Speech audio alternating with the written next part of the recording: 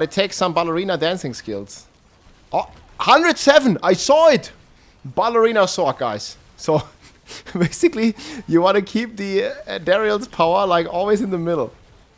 So you position yourself down here. And then we start dancing around the dummy. And try to hit it, like, all the time. Okay. My Ballerina Sorc likes this map. Now we locate the monsters and then we start dancing around them. Ideally a bit in the open. So you see where the beam hits, that's where you wanna be. Basically try to keep the beam in the middle of the monsters and then they burn for like trillions and trillions of damage. Now here this position is not ideal. You can kind of see here like how fast at least the individual guy can melt. And then they get executed from the boss power. So we kind of make a big pull here. Locate the missile dampeners. Damage reduction guys. And then beam is gonna melt them. So always try to move like in a circle. And let the beam hit the middle. It takes some practice. Like this is only like a few runs that I did, but you can master this for some true crazy damage. I think the beam starts like at the bottom, then you gotta go top, and then boom, he melts. But I prefer this with all damage numbers because else you can't see shit, basically. Look here. Locate them in the middle.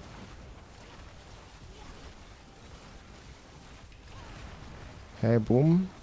Move like this. Always try to keep them.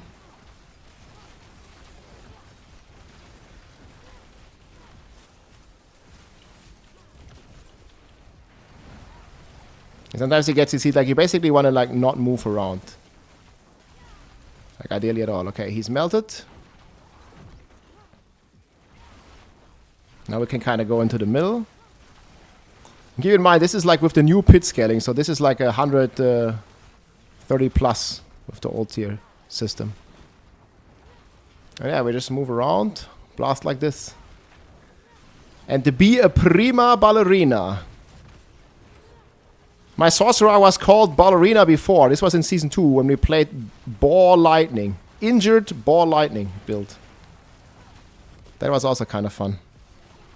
I keep the guy in the middle, and then occasionally you can replace a firewall just to multiply the burn even crazier.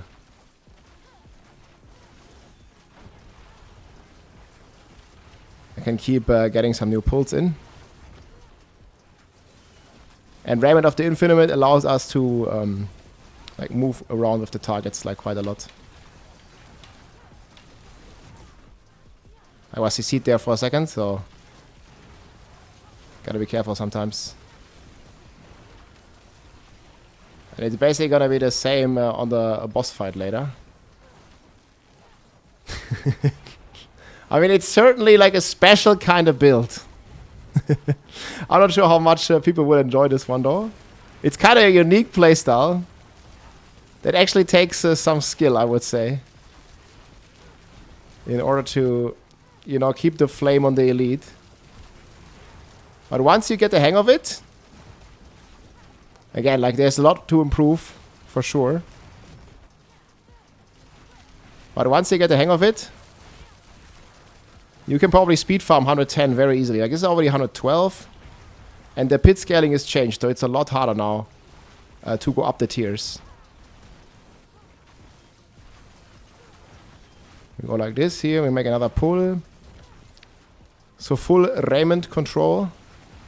I always try to position myself at the bottom because I know the beam kind of spawns on the top first. Okay, here's missile damage resistance.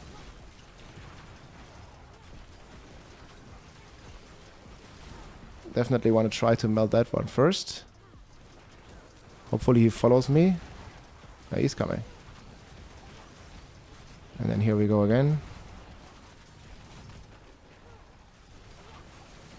He's immune right now, so they can get CC immune for quite a bit, of course.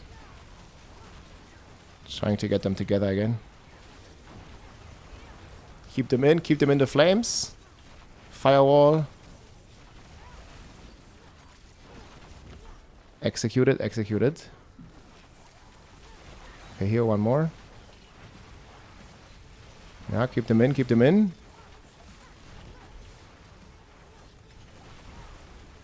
Boom. Maybe some more monsters here, somewhere. Right here. And try to keep them in again. Boom, boss layer. And on the boss, you basically want to run around the same way. I think there are like some better bosses that have like a bit bigger hitbox. And make it a bit easier. Oh, it's a very bad start. I mean, it's definitely easier if they don't move as much. Like, some of them move a lot.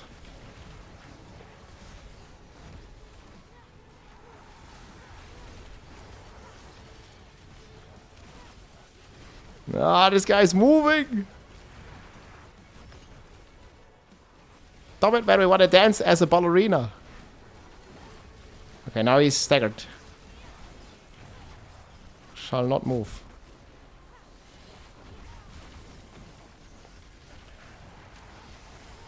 Ah, he got me. But that's basically the principle, right? You kind of blast the boss like this. And this is the current setup that we rock here. Harlequin's Crest, Raymond, Archon Gauntlets, Axel Conduit. And you see this actually like keeps going, like even if you chill AFK. And we rock this one here because it gives us a ton of resource generation. Yes? So this one alone, okay, I can't take it off, but this one alone gives us 80% resources. So that's insane. Then we rock the Orange Herald here, reduce the cooldown of the ultimate. Obviously Raymond to move the monsters around.